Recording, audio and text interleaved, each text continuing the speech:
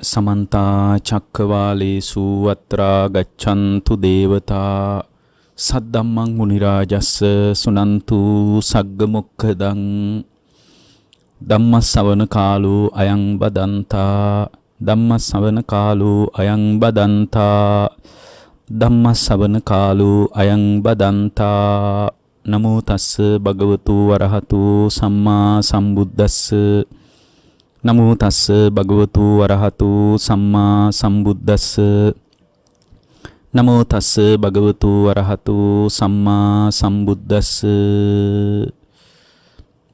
ඒ අපගේ ශාස්ත්‍රු වූ සම්මා සම්බුදුරජාණන් වහන්සේට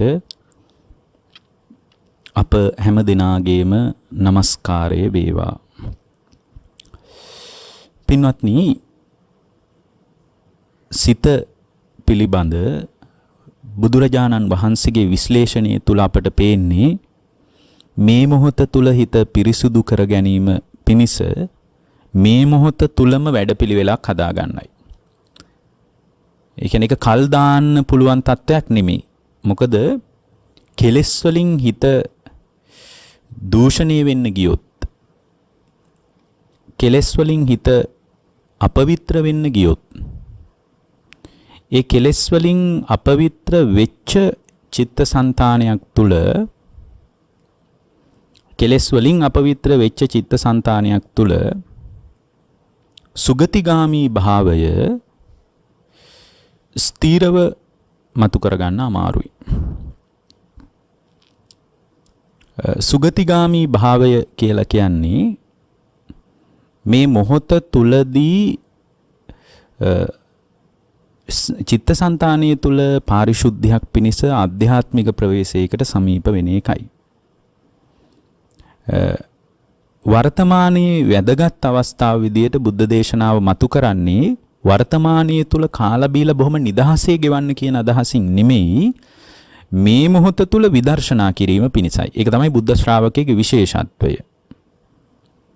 දැන් බුද්ධ දේශනාවේ හැම වෙලාවකම කියනවනේ අතීතං නාන්වා ගමෙය්‍ය කියලා. අතීතේ අතහැරලා දාන්න කියලා. ඇත්තටම අතීතේ අතහැරලා දාන්න කියලා කියපු ආගමික මතවාද, ආගමික ඉගැන්වීම් ගොඩක් තියෙනවා. ඒක කියපු එකම කතාව, එකම විග්‍රහය, එකම ගුරුවරයා, එකම ශාස්ත්‍රවරයා බුදුරජාණන් වහන්සේ නෙමෙයි. බුදුරජාණන් වහන්සේ නෙමෙයි.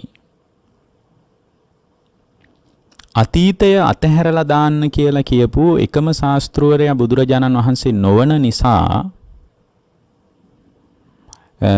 අතීතයද අතහැර දමා අනාගතයද අතහැර දමා ජීවත් වෙන ශ්‍රාවක භාවය කියන එක මහා අමුතු විග්‍රහයක් නෙමෙයි. මේ පිළිබඳ යම් යම් අදහස් ಭಾರತයේත් මතුවලා තිබුණා. ඒ කියන්නේ අතීතං නාන්වාගමෙය්‍ය නප්පටිකංකේ අනාගතං කියන එක, අනාගතය ගැනත් විශේෂ අදහසක් ගන්න එපා, අතීතය ගැනත් විශේෂ අදහසක් ගන්න එපා. ඒකට හේතුව දැන් සමහර ඔය බ්‍රාහ්මණවාදයටම බර ඉගැන්වීම් වල ආකෘතියක් තියෙනවා. අතීතය ගැනත් අපිට වැඩක් නැහැ, අනාගතය ගැනත් අපිට වැඩක් නැහැ. ඇයි වැඩක් නැත්තේ? මහා බ්‍රහ්මන්ගේ කතාවක් මේක. මේ පරිච්ඡේදයේ ලියලා තියෙන මහා බ්‍රහ්මයා නිසා මහා බ්‍රහ්මයාගේ කියවීමක් මේක. ඒකට අපිට අභියෝග කරන්න බෑ. ඒ නිසා මේක ඉතින් දෙයයන් වහන්සේගේ කැමැත්ත, මහා බ්‍රහ්මයාගේ ඊශ්වරගේ කැමැත්ත නිසා අපි ඉතින් අනාගතේ වෙනම සැලසුම් කරාට වැඩක් නැහැ. මේ පරිච්ඡේදයේ මහා බ්‍රහ්මයා විසින් ලියා නිම කොට ඇත. ඒ නිසා අනාගතය ගැනත් අපිට විශේෂ දෙයක් ඕනේ නැහැ. එහෙමනම් දැන් මේ බුද්ධ දේශනාව කියන අතීතං නාන්වාගමීය නප්පටිකංකේ අනාගතං කියන අදහසට කිට්ටු වෙච්ච අදහස් ಭಾರತයේ තිබිලා තියෙනවා. එහෙමනම් බුදුරජාන් වහන්සේ ඒකම නැවත ප්‍රතිසංස්කරණයක් කරලා ඉදිරිපත් කරා නෙමෙයි, බුදුදහම ඊට වඩා ගැඹුරින් දුක ගැන කතාවක් කිව්වා. මොකද්ද? දුක කියන්නේ පංච උපාදානස්කන්ධ දුකයි. දුක කියන්නේ පංච උපාදානස්කන්ධ දුක නිසා අතීත ස්කන්ධ අනුව යන්නත් එපා. ඒ කියන්නේ ශ්‍රාවකයා අතීත ස්කන්ධ අනුව නොයා යුතුයි. ඒ වගේම දැන් ಭಾರතේ හැමෝම කිව්වේ අතීතයත් එක්ක යන්න එපා, අතීතය අමතක කරලා දාන්න. මොකද අතීතයේ වෙච්ච හැම දෙයකුත් දෙවියන් වහන්සේගේ කැමැත්තට උනේ. අනාගතයේ යමක් වෙනවා නම් ඒ වෙන්නේ දෙවියන් වහන්සේගේ කැමැත්ත නිසා අනාගතයත් අපට වැඩක් නැහැ කියලා වගේ කතාවක් කිව්වට බුදුදහම එවැනි ප්‍රාථමික අදහසකින් නෙමෙයි අතීතං නාන්වාගමෙය්‍ය නප්පටිකංකේ අනාගතං කියලා කිව්වේ. උන්වහන්සේ මතක් කළා අතීතේ යම් සිහි කිරීමක් කරනවා නම් අපට සිහි කරගන්න වෙන්නේ ස්කන්ධයන් පහ ඔස්සේ. ඒ සිහි කිරීම මතත් තමා තුළ දායාද වෙන ස්කන්ධයන්ම පහක්. ඒ ස්කන්ධයන් පහ උපාදානයේ වුණොත් විපාකයේ විදියට හම්බෙන්නේ විපාක ස්කන්ධයන් ටිකක්.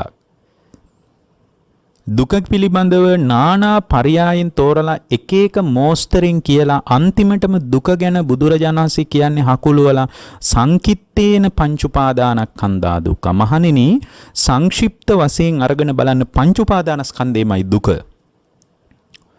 දුක කියලා වෙන දෙයක් කතා කරන්න නැහැ. දුක කියන්නේ පංච උපාදානස්කන්ධයටමයි කියලා බුදුරජාණන් වහන්සේ පැහැදිලි කොට වදාලා. එතකොට අතීතයේ යම් සිහි කිරීමක් කරනවා නම් අතීතේ ඇත්තටම අතීතං නාන්වා ගමෙය්‍ය කියලා කියන්නේ අතීත ස්කන්ධයන් අනුව යන්න එපා කියන එකයි. හැම වෙලාවකම මිනිස්සෙගේ ජීවිතයේ අතීත සංසිද්ධියක් එක්ක ගනුදෙනුව වෙනවා නම් ඒ අතීත සංසිද්ධිය අනුව සිද්ධ වෙන සෑම ගනුදෙනුවක්ම පින්වත්නි ඒ අතීත සෑම ගනුදෙනුවක්ම නිරන්තරයෙන්ම සෑම වෙලාවකම නිරතුරුවම ස්කන්ධයන් අනුවමයි අපට ආවර්ජනය කරන්න වෙන්නේ. හොඳට බලන්න එක්ක අතීතයේ රූපය ගැනයි අපිට කතා කරන්න වෙන්නේ. එහෙමත් නැත්නම් මොන සංසිද්ධියක් කතා කළත් එහෙමයි. එක්ක අතීතයේ විඳපු වේදනාවක් ගැන, ඒ කියන්නේ වේදනා ස්කන්ධයක් කතා කරන්න වෙන්නේ. එක්ක අතීතයේ හඳුනගත්ත සංඥාවක් ගැන, එහෙනම් අතීත සංඥා ස්කන්ධයක් කතා කරන්න වෙන්නේ. එක්කෝ අතීතය අනුව කතා කරනකොට අතීතේ හිතන පතන දේවල්, හිතපු පතපු දේවල් ඒවට අනුව වැඩ කරපු, ඒ කියන්නේ අතීත සංකාරස්කන්ධයක් කතා කරන්න වෙන්නේ. එක්කෝ අතීතයේ විශේෂයෙන් දැනගත්ත, විශේෂයෙන් දැකගත්ත, විශේෂයෙන් හිතපු, විශේෂයෙන් දැනුණු දෙයක් විඥානස්කන්ධයක් කතා කරන්න වෙන්නේ. එහෙමනම් අතීතයේ කවර සංසිද්ධියක් ගැන මේ මොහොතේ ආවර්ජනය කළත් අපිට අතීතය අනුව යන්න වෙන්නේ රූප වේදනා සංඥා සංකාර විඥාන කියන ස්කන්ධයන් පහක් තමයි. පහක් හෝ එකක්. පහම නැති වෙන්නත් පුළුවන්. පහ හෝ එකක්. සමහරට අතීතේ රූපය ගැන විතරක් කතා කරනවා වෙන්න පුළුවන්, වේදනාව ගැන කතා කරනවා වෙන්න පුළුවන්, හඳුනාගත්ත සංඥා රූප සංඥා ආදී කතා කරනවා වෙන්න පුළුවන්. ඒ අනුව Tamanගේ හිතේ ඇතිවෙච්ච හිතපු පතපු දේවල්, ඒවට අනුව ක්‍රියාත්මක වෙච්ච විදිය, ඒ කියන්නේ සංකාර ගැන එක්ක විශේෂයෙන් දැනගත්ත දෙයක්, විඥානනයක්. එහෙමනම් අතීතය අනුව යන්නේ, ඒකයි අතීත ස්කන්ධයන් අනුව යන්න එපා කියලා කිව්වේ. මොකද අතීත ස්කන්ධයන් අනුව හිත ධානකොට පින්වත්නි මේ මොහොතේ ස්කන්ධයන් පහක්මයි පහළ වෙන්නේ. මනෝවිඥානයේ පහළ වෙනවා, විඥානස්කන්ධයක් පහළ වෙනවා. ඒකට අනුව අතීතය අනුව ගිය ඒ අතීත අනුව දේ හඳුන ගන්නවා. මේ මොහොතේ සංඥාස්කන්ධයක් පහළ වෙනවා. ඊට අනුව පින්වත්නි අතීතයේ විඳපු, ඒ කියන්නේ අතීතයේ දේවල් සිහි කරනකොට මේ මොහොතේ සැප වේදනාවක් හෝ දුක් වේදනාවක් තමා තුළ උද්ගත වෙනවා. ඒ වේදනාවට අනුව පින්වත්නි මේ මොහොතේ සිතුවිලි නොඑක ආකාරයෙන් ගලාගෙන ඉනවා සංකාර ධර්මයන්. ඊට අනුව පින්වත්නි ඒ මොහොතේම සමහරට අතීත සිද්ධිය මතක් වීම නිසා එයා තුළ මනාප බවක් අමනාප බවක් මේ දෙපැත්තෙම ඇති වෙලා, ඇලීමක් ගැටීමක් මේ දෙපැත්තම කාරණයක් මතුවෙලා, ඒක දෙපැත්තෙන් එක තැනකින් මතුවෙලා ඊට අනුව පින්වත්නි එයා තුළ සමහරට අඬනවා වෙන්න පුළුවන්, සෝසුසුම් හෙලනවා වෙන්න පුළුවන්, තමන් hina වෙනවා වෙන්න පුළුවන්, අතීත ජීවිතය ගැන අතීත සංකාර අනුව හිතලා සතුටු වෙනවා වෙන්න පුළුවන්. ඒ කියන්නේ මේ මොහොතේ රූපස්කන්ධය වෙනස් වීමක් තමයි වෙන්නේ. ඒ අනුව බලනකොට අපට තේරෙනවා අතීත ස්කන්ධයන් අනුව හිත දිව්වට පස්සේ මේ මොහොතේ ස්කන්ධයන් පහක්මයි පහළ වෙන්නේ. අපි තුල අවිද්‍යාව පවතින නිසා ඒක උපාදානීය වීම පදනම් කරගෙන ආය අනාගතයටත් විපාක ස්කන්ධයන් ටිකක්මයි හම්බ වෙන්නේ.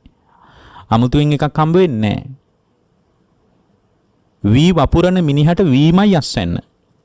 මුං වපුරන මිනිහට කවදාවත් වී හම්බෙන්නේ නැහැ. ඒ මිනිස්සයාට හම්බෙන අස්වැන්නත් මුංමයි. අන්න ඒ වගේ මේ මොහොතේ ස්කන්ධයන් පහක් සමුදේවි හටගෙන ඇති වෙලා නැති වෙලා යනකොට යාට විපාක ස්කන්ධයන් පහක්මයි ඇති වෙලා නැති වෙලා යන්නේ. වෙන කවර දෙයක්වත් නෙමෙයි. එහෙමනම් අපි හොඳට මේක තේරුම් ගන්න ඕන. මේ ස්වභාවය ඊටාම මනමින් තේරුම් ගන්න ඕන.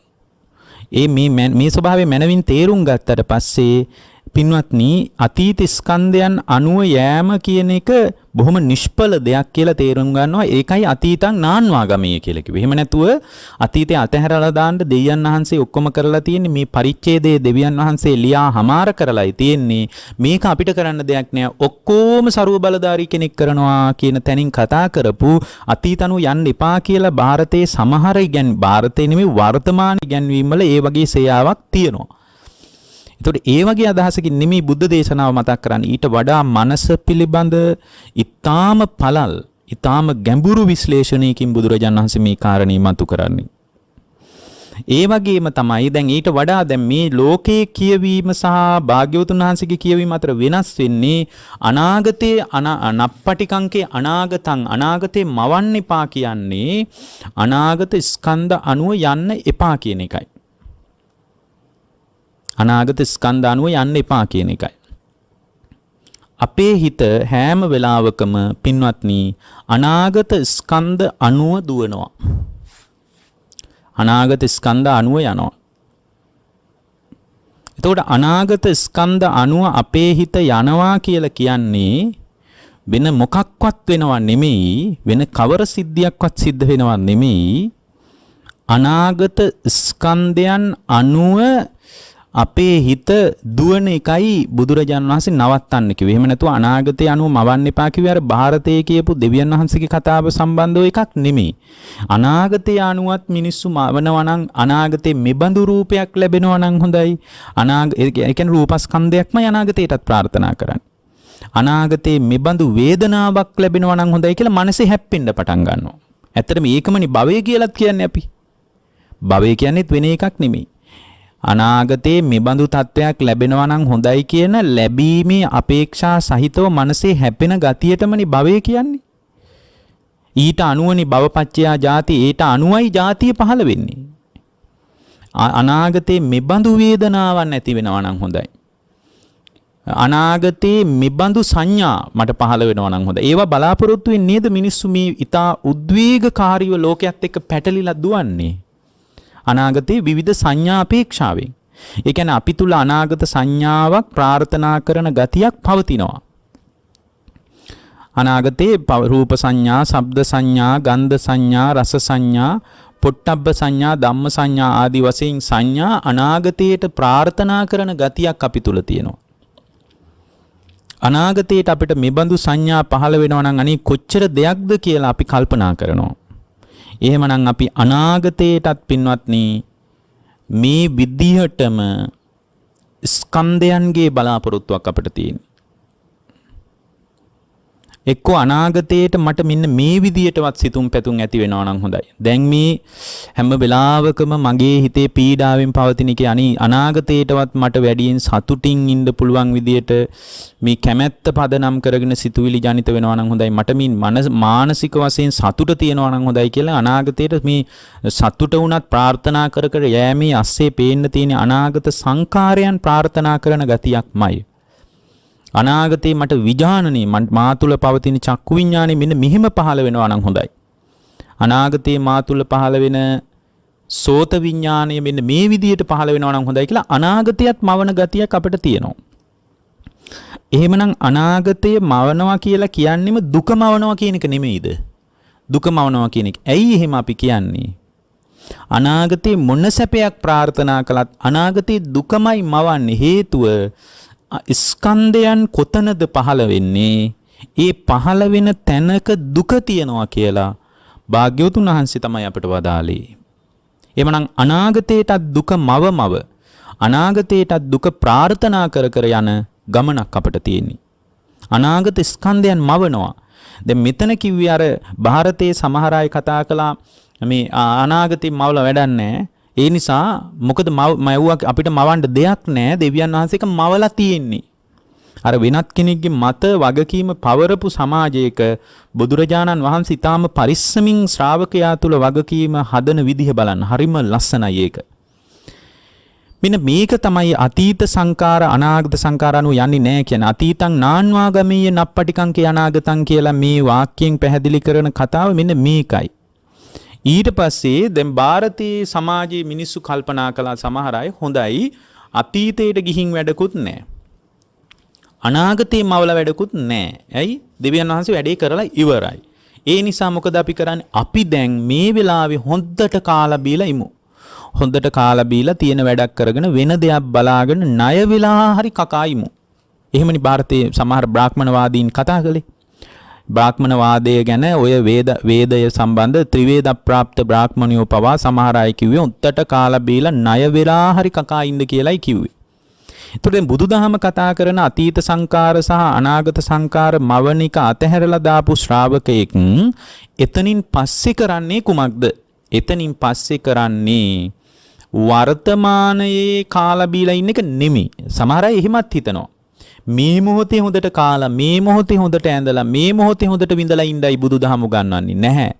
බුද්ධ දේශනාව කියන්නේ පච්චුප්පන්නංච යෝ ධම්මං මේ මොහොත තුල පච්චුප්පන්න මේ මොහොත තුල තත්ත විපස්සති මේ මොහොත තුලත් ඇති වෙන ස්කන්ධයන් විදර්ශනා කරමින් වාසය කිරීම තමයි බුදුදහමේ ක්‍රමය. එහෙම නැතුව මේ මොහොතේ කාලා බීලා ඉන්න එක බුදුදහමේ ක්‍රමය නෙමෙයි. කාලා බීලා ඉන්න එක බුදුදහමේ ක්‍රමයට විරෝධයක් නැහැ. තියෙන දෙයක් කාලා තියෙන වැඩකුත් බලාගෙන මේ මොහොත ඊටාම වැදගත් මොහොත කියලා හිතාන ඊටික කරන එක වැදගත්. නමුත් බුදුදහමේ කේන්ද්‍රගත කියවීම තමයි කන බොන එක නතර කරලා විපස්සනා කරන්න කියලා නෙමෙයි කියන්නේ. පච්චුප්පන්නංච යෝ ධම්මං මේ මොහොත තුල මොහොතක් ගානේ තත්ත විපස්සති. මොහොතක් ගානේ විදර්ශනා කරන ශ්‍රාවක භාවයක් අවශ්‍යයි. කවරක් විදර්ශනා කරන මේ මොහොත තුලත් මොහොතක් ගානේ සිද්ධ වෙන්නේ ස්කන්ධයන්ගේම ඇති වෙලා නැති වෙලා යාම. මේ මොහොත තුල සිද්ධ වෙන්නේ ස්කන්ධයන්ගේම ඇති වී නැති වී යාමක්. ඉතින් මේ මොහොත තුල සිද්ධ වෙන්නේ ස්කන්ධයන්ගේම ඇති වෙලා නැති වෙලා යාමක් නම් පින්වත්නි මේ මොහොත තුල ස්කන්ධයන්ගේ ඇති වෙලා නැති වෙලා යාම නම් සිද්ධ වෙන්නේ මේ මොහොතේ ඇතිවෙන ස්කන්ධයන් නිකම්ම ඇති වෙලා නැති වෙලා යන්න නොදී ඒ ස්කන්ධයන් පිළිබඳ යථාර්ථවාදීව ශ්‍රාවකයා සංවේදී කරන එක තමයි බුදුරජාණන් වහන්සේ කරන්නේ. මොකද මේ සංවේදී භාවය හදන්නේ. ඒ කියන්නේ මේ බැල්මක් තුල, මේ දැක්මක් තුල, මේ ඇස්මක් තුල, මේ දැනීමක් තුල, මේ සිතුවිලි මාත්‍රයක් තුල හැම වෙලාවකම රූප වේදනා සංඥා සංකාර ස්කන්ධයන් ටිකක් සමුදේවි ඇති වෙලා නැති වෙලා යනවා. නාම රූප ධර්ම ඒක සමහරට ප්‍රකට නැත්නම් Tamanට තේරුම් ගන්න පුළුවන් මේ මොහොත තුල නාම රූප ධර්මයන් ටිකක් ඇතිවි නැතිවි යනවා කියලා දකින්න පුළුවන්. මේ මොහොත තුල සිද්ධ වෙන ක්‍රියාවලිය ඒ ශ්‍රාවකයාට දකින්න පුළුවන්. එතකොට මේ මොහොත තුල ඒ ක්‍රියාවලිය දකින්න එක තමයි පච්චුප්පන්නංච යෝ ධම්මං තත්ත විපස්සති කියලා ධර්මයේ කියන්නේ. ඒ නිසා අන්න බලන්න සිත මේ මොහොත තුල පිරිසුදු කරගන්නවා කියන්නේ ඒකයි. එළඹ සිටි සිහියෙන් මේ මොහොතේ ඉන්නවා කියන්නේ ඒකයි. මේ වෙන දෙයක් බලාන තියෙන දෙයක් කාලා පාඩුවේ ඉන්න එක නෙමෙයි. මේ මොහොත තුලත් මෙතන මේ ගන්න සාරයක් නැහැ. සාරයක් නැහැ. දැන් කනට ඇහෙන ශබ්දයේ මත සාරයක් වශයෙන් මුණ ගැහෙනවනේ අපිට. අර්ථ සම්පන්න භාවයකින් කන ඉදිරියට එන ශබ්දය අපිට මුණ ගැහෙනවනේ. නමුත් මෙතන පින්වත් ඊට වඩා ගැඹුරින් ඒ ශ්‍රාවකයා කල්පනා කරනවා. කොහොමද කල්පනා කරන්නේ? කල්පනා කරන්නේ මේ මොහොත තුල උදාහරණයක් විදිහට කන සෝත ප්‍රසාදයේ මත ශබ්ද සටහන වදිනකොට පින්වත්නි මේ ශබ්ද සටහන විසින් අපේ නාම රූප ධර්මයන් කම්පණයටපත් කරනවා. ඒක තමයි සිද්ධ වෙන්නේ. ඒක අපිට තේරෙන්නේ නැහැ මේ සම්මාදිට්ඨිය උපදිනකන්. සම්මාදිට්ඨිය උපදුනාට පස්සේ තමයි තේරෙන්නේ මේ ශබ්ද සටහන සෝත ප්‍රසාදයේ මත පතිත වීම කියන්නේම අන් කවර දෙයක්වත් නෙමෙයි. ශබ්ද සටහන සෝත ප්‍රසාදයේ මත පතිත වීම මත සිද්ධ වෙන්නේ නාම රූප ධර්මයන් කම්පණයටපත් කිරීමක්. එහෙමනම් මේ ශබ්ද මාත්‍රයක් ගානේ නාම රූප ධර්මයන් තුල ප්‍රකම්පනයක් හදනවා. ඒ ප්‍රකම්පණය ඇති වෙනකොට උද්ගත වෙන ස්කන්ධ ධර්මයන් කෙරෙහි අපි තුල උපාදානීය ස්වභාවයක් පවතිනවා. මෙතන නාම රූප ධර්මයන්ගේ ඇතිවි නැතිවි යාමක් තියෙනවා කියලා අපිට පේන්නේ නැතිකම නිසා අපි තුල මුලාවක් ඇති වෙනවා. ඒක දැක ගන්න බැරි වෙච්ච නිසා. ඒක දැක ගන්න බැරි වෙච්ච නිසායි අපිට මෙහිම තත්වයක් උද්ගත වෙලා තියෙන්නේ.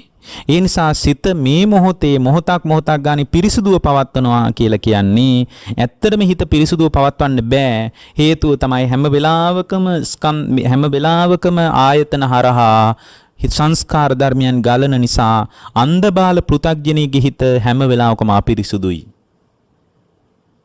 අපිරිසුදුයි. ඒ නිසා ඒ අපිරිසුදු භාවයට විකල්පයක් විදියට තමයි බුදුරජාණන් වහන්සේ මතක් කළේ පච්චුප්පන්නංච යෝ ධම්මං, මේ මොහොතේ ඇතිවෙන ධර්මයන් තත්ත විපස්සති, මොහොතක් ගානේ විදර්ශනා කරන භාවයක් පවත්වන්න කියලා.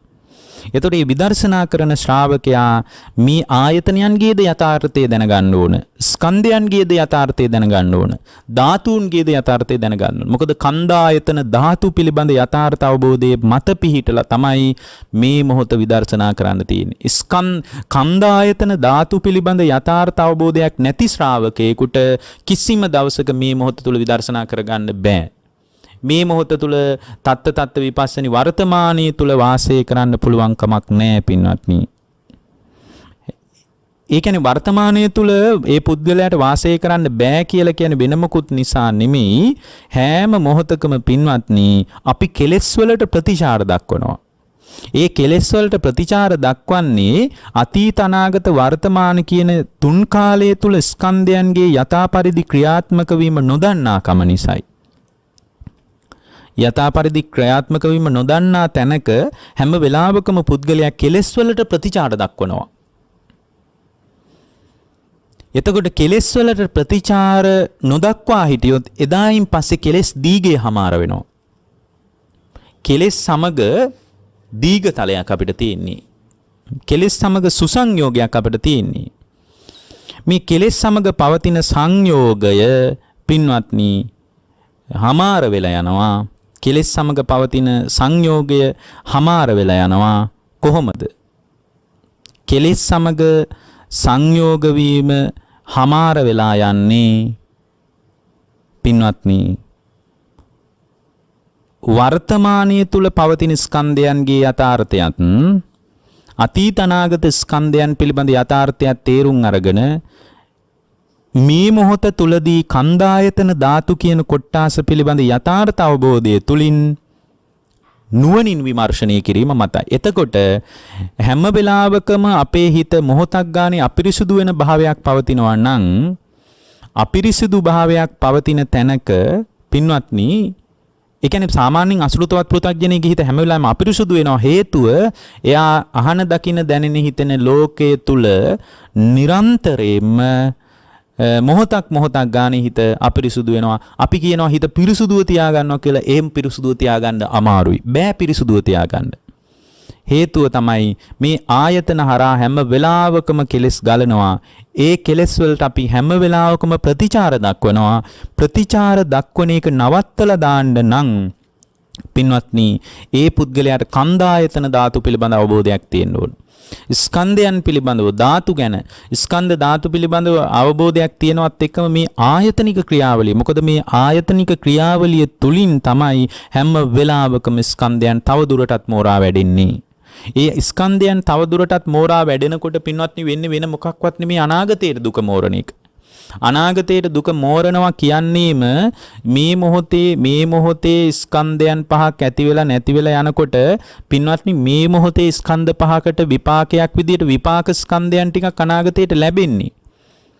එතකොට මේ අනාගතයේ මවන ගතියම භවයේ නම් අනාගතයේ මවනවා කියන එකම භවයේ නම් අනාගතයේ මෙබඳු රූපයක් ලැබේවා, අනාගතයේ මෙබඳු සංඥා ලැබේවා, අනාගතයේ මෙබඳු සංස්කාර පහළ වේවා, අනාගතයේ මා තුළ මෙබඳු විඥානනයක් පහළ වේවා, අනාගතයේ මෙබඳු වේදනාවන් පහළ වේවා කියලා අනාගත ලෝකයේ මවමවා ඒ ශ්‍රාවකයා ඉන්නකොට අනාගත ලෝකයේ මවමවා ඒ ශ්‍රාවකයා ඉන්නකොට ඒ අනාගත ලෝකයේ මවන ශ්‍රාවකයා තුල පින්වත්නි අනාගතය පිළිබඳ ස්කන්ධයන්ගේ මවා ගැනීමක් තුලම තමයි භවය කියන ස්වභාවය පැනවෙන්නේ. අනාගතයේ ස්කන්ධයන් මෙබඳු ආකාරයකින් පහළ වේවි කියන ඇති බවට මනස තුල නිරන්තරයෙන් හැපි තියෙන එකමයි භවය කියලා කියන්නේ. ඊට අනුව විපාක ස්කන්ධයන් ටිකක් වෙනුවෙන් යා ක්‍රියාත්මක වෙනකොට කර්ම භවයේ සහ විපාක භවයටත් විපාක භවයෙන් ආය කර්ම භවයටත් ආය කර්ම භවයෙන් විපාක භවයටත් කියන භවයේ පැනවෙනවා. භවයේ පැනවුණා කියලා කියන්නේ ජාතිය පැනවෙනවා. ජාතිය පැනවෙනවා කියන්නේ මොකද්ද? ජාතිය පැනවෙනවා කියලා කියන්නේ කන්දානම් පාතු භාවෝ ආයතනානම් පටිලාභෝ අයං උච්චතාවසෝ ජාති. ස්කන්ධයන්ගේ පහළවීමක් සිද්ධ වෙනවා. ස්කන්ධයන්ගේ පහළවීමක් සිද්ධ වෙනවා. ආයතනයන්ගේ ප්‍රතිලාභයක් සිද්ධ වෙනවා. කන්දානම් පාතු භාවෝ ආයතනානම් පටිලාභෝ අයං උච්චතාවසෝ ජාති. ජාතිය සත්‍ය විභංග සූත්‍රයේදී යන්නේ එහෙමයි තෝරන්නේ. ස්කන්ධයන්ගේ පහළවීමම ජාතිය නම් ජාතිය හදලා දුන්නේ භවය විසින්. භවපච්චයානි ජාති භවය කියලා කියන්නේ ස්කන්ධයන් පහක් මේ විදියට ලැබෙනවා නම් හොඳයි කියලා ඒ වෙනුවෙන් ක්‍රියාත්මක වීමම තමයි භවය කියලා කියන්නේ. භවය කියලා කියන්නේ ඇති බවට ඇති වෙනවා කියලා හිතාගෙන ඇති වේවි කියලා ප්‍රාර්ථනා කර කර මනසේ හැපි තියෙන ගතියටමයි පින්වත්නි භවය කියලා කියන්නේ. භවය කියන්නේ වෙන දෙයක් නෙමෙයි. ඒකමයි භවපච්චයා ජාති කියලා කියන්නේ. ඒකමයි භවපච්චයා ජාති කියන්නේ. මේ ප්‍රාර්ථනා කරන එකට අනුව ඒ ප්‍රාර්ථනාවට අනුව විපාක ස්කන්ධයන්ගේ තමා තුළ ප්‍රතිලාභයයි. විපාක ස්කන්ධයන්ගේ ලැබීමයි ජාතිය කියලා කියන්නේ. කන්දානම් පාතු භාවෝ කියලා. ස්කන්ධයන්ගේ පහළවීමමයි ජාතිය. එහෙමනම් ජාතිය කියන එක තමා විසින් පනව ගන්නවා. ජාතිය පනවගන්නේ නැති තැනකට ශ්‍රාවකයා යොමු කරන්නේ මේ මොහොත තුල පහළ වෙන ස්කන්ධයන් පිළිබඳ පච්චුප්පන්නංච යෝ ධම්මං ස්කන්ධ ධර්මයන් පිළිබඳ තත්ත විපස්සති මොහොතක් ගානේ විදර්ශනා කරන ඊටාම සියුම් නුවණක්. සියුම් නුවණක් කියන්නේ මොහොතක් ගානේ විදර්ශනා කරනවා කියන එක ඒක සාමාන්‍ය තත්වයක් නෙමෙයිනේ. මොහොතක් ගානේ විදර්ශනා කරන ශ්‍රාවක භාවයක් තුල තමයි නැවත තව දුරටත් භවයේ පැනවෙන්නේ නැතුව ජාතිය පැනවෙන්නේ නැත්තේ. ජාතිය පැනවෙන්නේ නැහැ කියන්නෙම කන්දානම් පාතු භාවෝ කියන ස්වභාවය නැහැ කියන්නෙම ආයතනානම් පටිලාභෝ කියන ආයතනයන්ගේ ප්‍රතිලාභේ නැහැ කියන්නෙම පින්වත්නි මොකද්ද? ආයතනයන්ගේ ප්‍රතිලාභේ නැහැ කියන්නෙම ජරා මරණ දුක නිමා වෙනවා කියලා. ඒකයි මං කිව්වේ කෙලෙස් වලට ප්‍රතිචාර නොදක්වා ඉන්න තැනකට හිත හදා ගන්නවා කියලා කියන්නේ මේ මොහොත විදර්ශනා කරන එකයි. කෙලෙස් වලට ප්‍රතිචාර නොදක්වා ඉන්නකොට කෙලෙස් දීගය හමාර වෙනවා. විවාහයකට විවාහ වෙච්ච අඹුසැමියන් අතර ඔවුනොවුන් අතර ඉතා සුබවාදී ප්‍රතිචාරයක් නැති වුණොත් දැන් විවාහ වුණාට පස්සේ බිරිඳ ස්වාමියාට කතා කරන්නේ. එතකොට ස්වාමියා කොච්චර කතා කරත් බිරිඳ කතා කරන්නේ නැත්තම් බිරිඳ උයන්නේ නැත්තම් බිරිඳකගේ වගකීම් ටික පැහැර හැරලා නම් යුතුයකම් ටික මග හැරිලා නම් යුතුයකම් වගකීම් වලින් අයින් වෙච්ච තත්වයක් නම් බිරිඳකට තියෙන්නේ. නමුත් එබඳු විවාහයක් දික්කසාදයකින් කෙලවර වෙනවා. ඇයි? ඒ විවාහය තුල දීගය පවත්වන්න ගමේ වචනයෙන් කිව්වොත් එබඳු විවාහ ජීවිතයක් පවත්වගෙන යන්න ඔවුනොවුන් අතර ඇති වෙන අන්‍යෝන්‍ය ප්‍රතිචාරය තමයි පවතින්නේ. මොකද මානව ගනුදෙනුවට ප්‍රධාන භාවිතයේ ප්‍රතිචාරය. ප්‍රතිචාර නොදක්වා ඉන්න තැනක මානව ගනුදෙනු පිළිබඳ මානව සම්බන්ධතා බිඳ වැටෙනවා. මානව සම්බන්ධතාවයට ප්‍රධාන වශයෙන් බලපාන්නේ වචනය හරහා තමයි අපි ප්‍රධාන වශයෙන් ප්‍රතිචාර දක්වන්නේ. දැන් මෙතන බිරිඳ ප්‍රතිචාර දක්වන්නෙම නැත්තම් කිසිම ආකාරයකින් කායික මානසික වාචසික වශයෙන් ප්‍රතිචාර දක්වන්නෙම නැත්නම් එතන ඒ දීගයට පවතින්න බෑ. එහෙමනම් තමන් අත්දකින මේ සම්පූර්ණින් ආයතනික ලෝකයේ තුල ඇස ඉදිරියට එන රූපේ, කන ඉදිරියට එන ශබ්දේ, නාසය ඉදිරියට එන ගඳ සුවඳ මේවා අත්දැකීම තුලම අතහැරලා දාන තැනක ඉන්නවා නම් එතන පින්වත්නි එයා ඒ ඔස්සේ තමා තුලට ඇස හරහා කන හරහා නිරතුරුව ගලාගෙන ඉන සංස්කාරයන් නිසා යාගේ හිත දූෂණීය වෙනවා නම් ඒ බඳු දූෂණීය වෙන නැති තැනකට ඒ කෙලෙස් වලට යා ප්‍රතිචාර නොදක්වා ඉන්නකොට ඒ දීගය හමාර වෙනවා වගේ කෙලෙස් සමග පවතින දීගේ හමාර වෙච්ච තැනක භවයක් පැනවෙන්නෙත් නැහැ, ජාතියක් පැනවෙන්නෙත් නැහැ, ජරා මරණ දුක පැනවෙන්නෙත් නැහැ.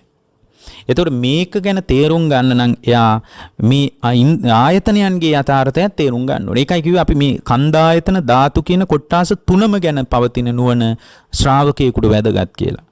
දැන් එයාට කන ගැනත් අවබෝධයක් තියෙන්න ඕන. උදාහරණයක් විදිහට ගත්තොත් මේ චක්කායතන සෝතායතන කියන ආයතනයන්ගේ යථාර්ථය දැනගන්න ඕනේ. දැන් සෝත ආයතනී ක්‍රියාත්මක වීම ගැනත් එයාට අවබෝධයක් තියෙන්න ඕන.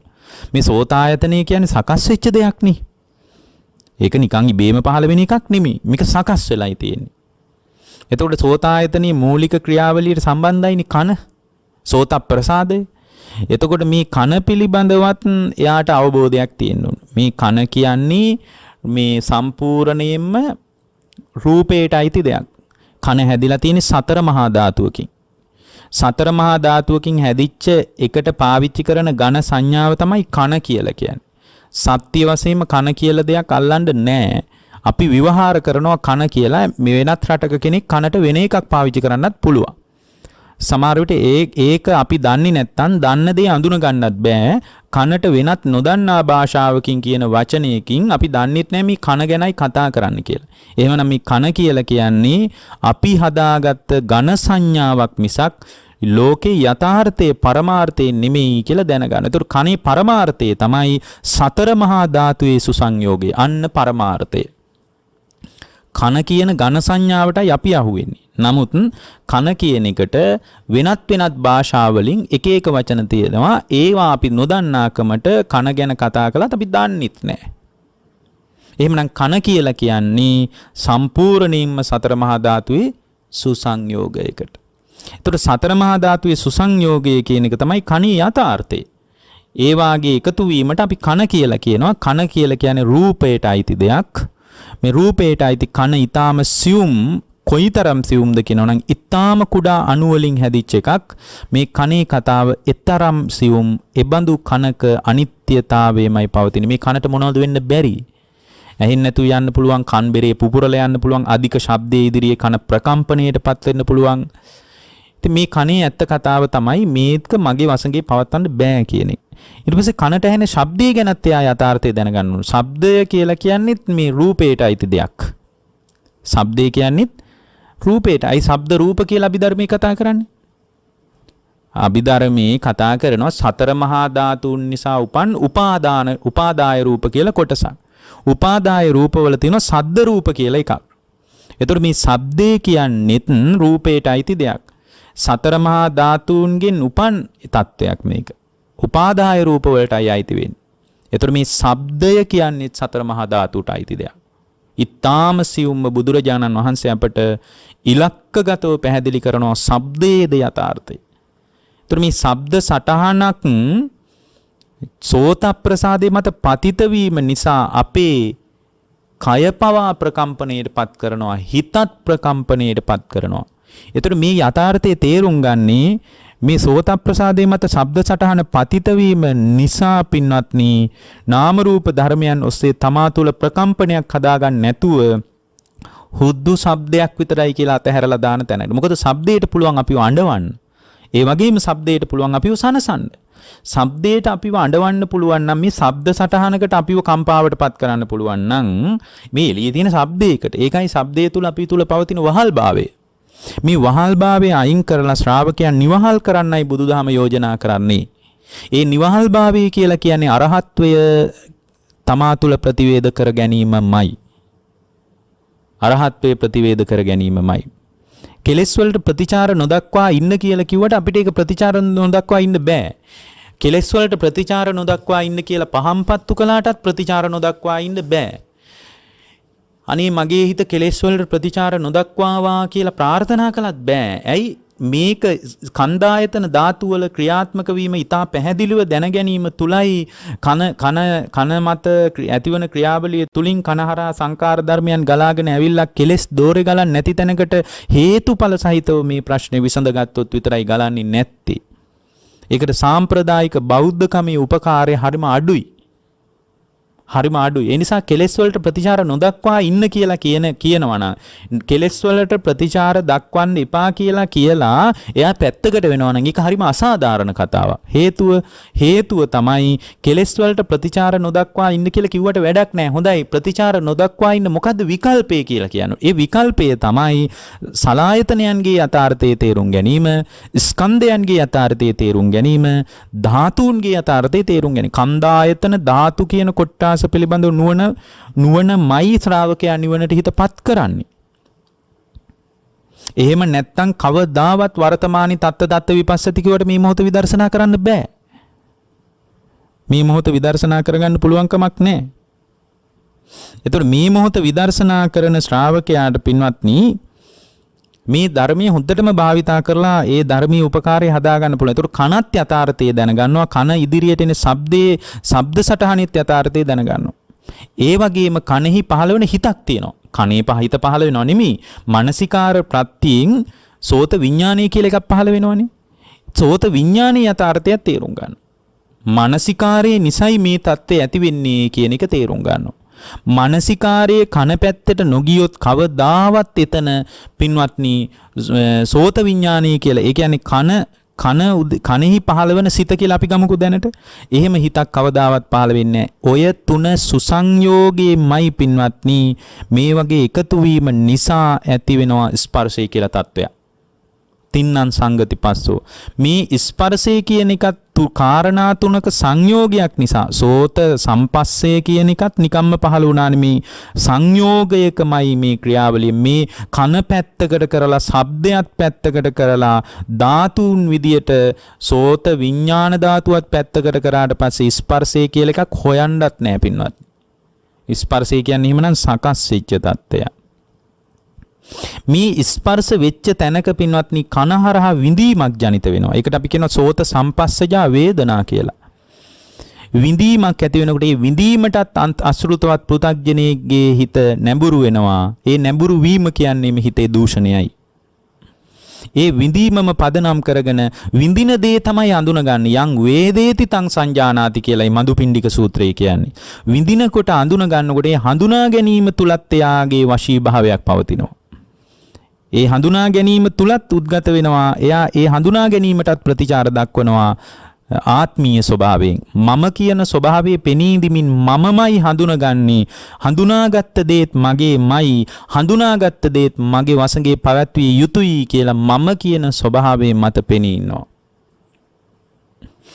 ඒ වගේම පින්වත්නි ඒ විඳීම නිසා හඳුන ගන්නකොට හඳුනා ගැනීමට අනුව Tamanගේ හිත තුල චේතනා පහළ වෙනවා. අන්න කෙලෙස් ධර්මයන් වල බරපතල උඩුදුවන අවස්ථාව.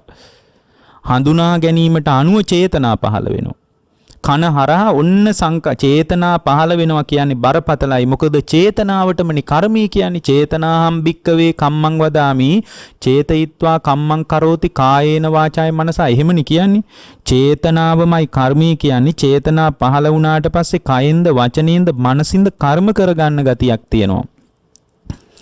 ඒ කර්ම කරගත්ත තැනක පින්වත්නි චේතනාව ඇති වුණාට පස්සේ ඒ චේතනා ඇති වෙච්ච තැනක ඒ චේතනාවට අනුව පින්වත්නි අහපු ශබ්දය පදනම් කරගෙන එයා තුල තණ්හාව උපදිනවා. බලන්න ලස්සනට තණ්හාවේ ඉපදවීම ගැන බුදුරජාණන් වදාළ විදිය. මේවා දැන් අපේ පැහැදිලි කිරීමක් විදියට ගන්න නරකයි. එතකොට පුද්ගල සරණකට අහු වෙනවා. ශාස්ත්‍රුන් වහන්සේ කෙරෙහි පහදින්න. බලන්න කන සම්බන්ධව කනේ තණ්හාව හදන විදිහ ගැන බොහොම ලස්සනට පැහැදිලි කරනවා. එතකොට මේ මොහොත තුල කනින් අහන ශබ්ද මාත්‍රයක් ගානේ අපි තුල කෙලෙස් වලට ප්‍රතිචාර දක්වන ගතිය තියෙන ශබ්ද තණ්හාව පවතින නිසා. එතකොට මේ ශබ්ද තණ්හාව පවතින නිසාම ඒ තණ්හාව නිසාම හිත ඒ තණ්හාව හදලා දුන්න ශබ්දයේ දැඩිව අල්ල ගන්නවා. ඉතින් ශබ්දයේ දැඩිව අල්ලගත්තට වැඩක් නැහැ. මෙතන නාම ධර්මයන් වල ක්‍රියාත්මක වීමක් ඇතුලේ සිද්ධ වෙලා තියෙන්නේ. නමුත් අල්ලන්නේ එළියේ ශබ්දේ. ඒකටම නේ උපාදානීය කියන්නේ දැඩිව අල්ල ගන්නවා. තණ්හා පත්‍ය උපාදානං කිය ඒ උපාදානි දැඩිව අල්ලගත්ත නිසා ඒ දැඩිව අල්ලාගත්ත දේ පදනම් කරගෙන ඒක රැකගන්න ඒක පරිස්සම් කරගන්න එළියේ ශබ්දයේ පවත්වන්න එළියේ ශබ්දයට ප්‍රතිචාර දක්වන්න යනකොට තමයි හැම වෙලාවකම කර්ම සකස් වෙන්නේ සිතින්ද කයින්ද වචනෙන් අන්න චේතනා පහල කරගෙන කර්ම කරනවා කිව්වේ ඒකයි. එතනත් භවයේ පැනවෙන්නේ. භවයට අනුව ජාතියක් ජාතියට අනුව ජරා මරණ දුකත් පැනවෙනවා කිව්වේ අන්න ඕකයි පින්වත්නි. එතකොට මේ ක්‍රියාවලිය පිළිබඳ පින්වත්නි අපිට ඊටාම පැහැදිලි අවබෝධයක් ශ්‍රාවකයෙකුට තියෙන්න ඕන. එතකොට මේ පැහැදිලි අවබෝධය තුලින් පින්වත්නි ඒ ශ්‍රාවකයාට ජීවිත අවබෝධයේ පැත්තට Tamanගේ හිත ගොඩනගා ගන්නට කුසලතාවයක් ලැබෙනවා. ඒ කුසලතාවේ හරිම වැදගත්. ඒ කුසලතාවයට මූලික පදනම හදලා දෙන දෙයටම තමයි පින්වත්නි අපි කියන්නේ පටිච්ච සමුප්පාදය කියලා කියන්නේ. පටිච්ච සමුප්පාදයේ සෝතාපට්ටි අංගයක් විදියට ධර්මයේ සලකන්නේත් ඒකයි පින්වත්නි. කතමේච චතුහි සෝතාපට්ටි අංගේ සමන්නාගතෝ හෝති කියලා කිව්වේ ඒකයි. ඉද ගහපති අරිය ශාවකෝ බුද්ධෝ අවිච්ඡප්පසාදේන සමන්නාගතෝ හෝති ධම්මේ අවිච්ඡප්පසාදේන සමන්නාගතෝ හෝති සංඝේ අවිච්ඡප්පසාදේන සමන්නාගතෝ හෝති අරියකාන්ත සීලං කියලා මේ විදියට හතර තැනකදී සෝතාපට්ටි අංග පෙන්නකොට ඒ සෝතාපට්ටි අංග අස්සේම බුදුරජාණන්සේගේ ධර්මයේ කෙලේ කාටවත් හොලවන්න බැරි පැහැදීමක් හදා ගන්නවා කියන්නේ පටිච්ච සමුප්පාද න්‍යාය ඊටා පැහැදිලිව Tamanගේ මනසින් අවබෝධ කරගන්න දැකගන්න කැමැති ශ්‍රාවක භාවයක් මතු වුණා කියන එකයි. පින්වත්නි බුදුරජාණන් වහන්සේ මතක් කරනවා එබඳු ශ්‍රාවක භාවයක් තුල ඉන්න කෙනා පැහැදිලිව කතමෝ චස්ස අරියෝ ඥායේ පඤ්ඤාය සුදිට්ඨෝ හෝති සුප්පටිවිද්දෝ ඉද ගහපති අරිය ශාවකෝ පටිච්ච සමුප්පන්නං චේව සාදුකං යෝනිසින් මානසිකරෝතෝ ඉති ඉමස්මින් සති ඉදං හෝති ඉමස් උප්පාදා ඉදං උප්පච්චති ආදි වශයෙන් පටිච්ච සමුප්පාදයම තවදුරටත් විමර්ශනය කිරීමමයි එබඳු ශ්‍රාවකයෙකුට අවශ්‍ය වෙන්නේ. එතකොට පින්වත්නි මේ Tamanගේ සිත රැකගන්න ශ්‍රාවකයෙක් විදිහට තමාගේ හිත පරිස්සම් කරගන්න ශ්‍රාවකයෙක් විදිහට මේ මොහොත තුල විදර්ශනා කරන ශ්‍රාවකයෙක් විදිහට ඒ විදර්ශනා කරන ශ්‍රාවකයා කන්දායතන ධාතු පිළිබඳ පැහැදිලි නුවණ තවදුරටත් තිවුර කරලා දෙන්නේ පටිච්ච සමුප්පාදයේ ඉහළට පහළට බැලීම මතමයි. ඒ පටිච්ච සමුප්පාදයේ ඉහළට පහළට බලනකොට දැන් අපි කිව්වා දැන් මේ දේශනාවේදී මේ කන්දායතන ධාතු පිළිබඳ පැහැදිලි අවබෝධයක් තියෙන්නත් ඕන.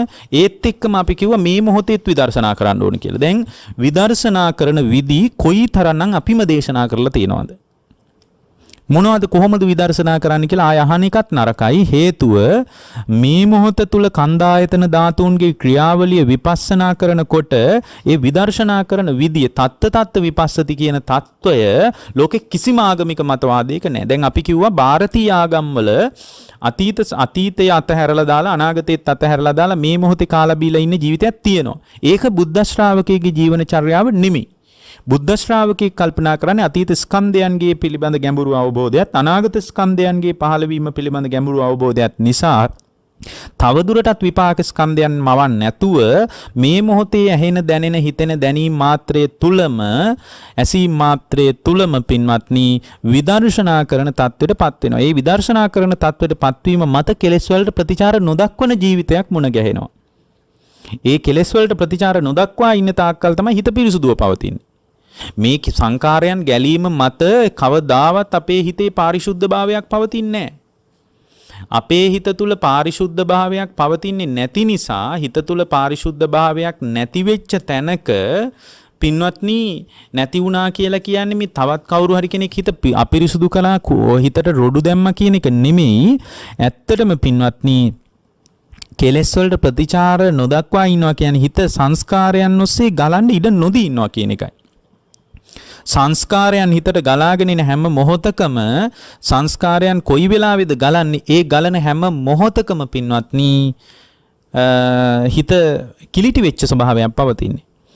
භාවනා කරනකොට මේ ආයතන ලෝකයේ හරහා සංකාර ධර්මයන් හිතට ගලන්නේ නැතිකම නිසාම සංස්කාරයන් නොගලීම පදනම් කරගෙන සංකාරයන් ගලාගෙන නොයීම පදනම් කරගෙන පින්වත්නි යාගේ හිත හරිම පාරිශුද්ධයි.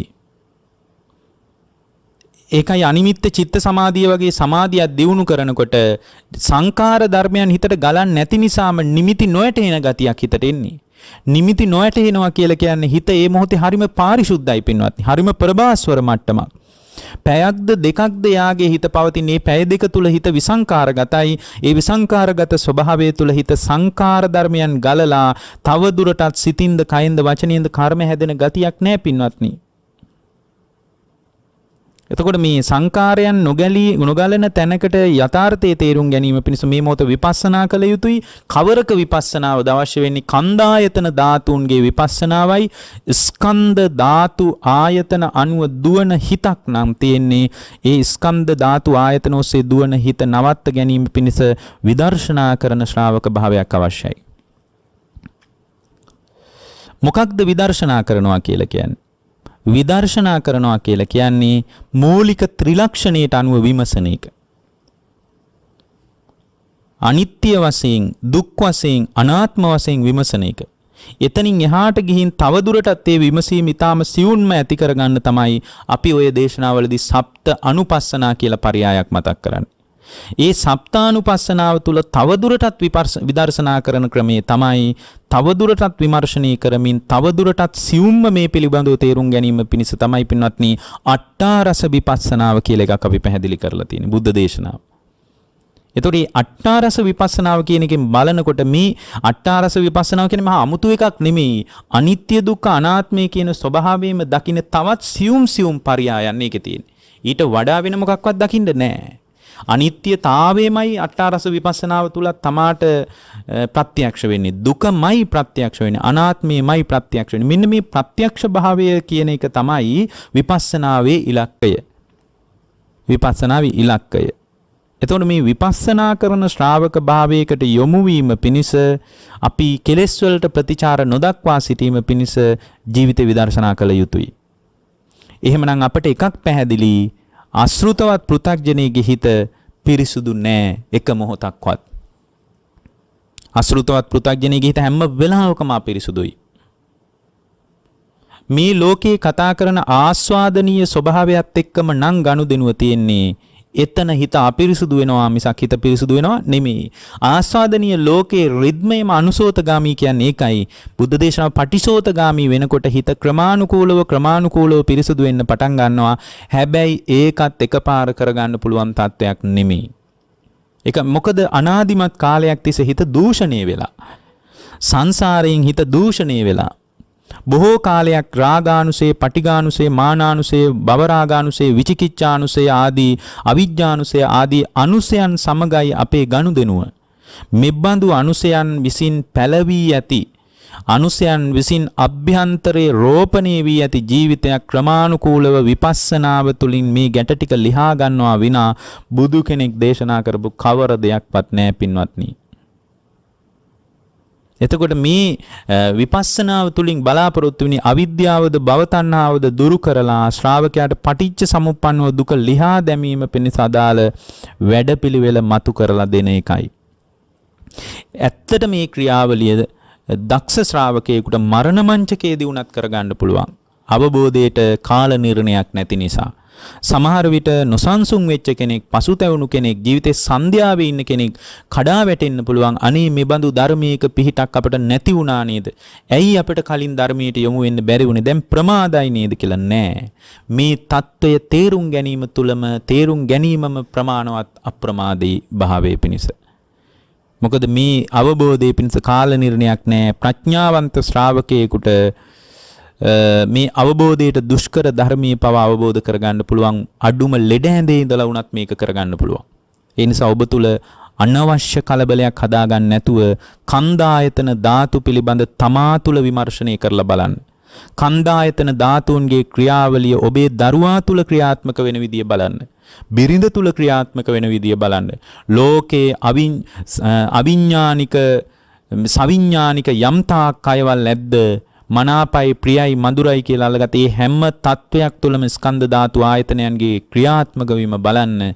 එතකොට බාහිරට හිත වික්ෂිප්ත නොවි, බාහිර ලෝකයේ තුල සත්ව පුද්ගල භාවයෙන් පිළි අරගෙන ඒවා අතහැරලා යන්න බැරි චින්තනයක් තියෙනවා නම් ඒකත් මග හැරිලා ඒ පුද්ගලයා නිවන පැත්තටම සේන්දුවන ශ්‍රාවක භාවයක් හැදෙනවා.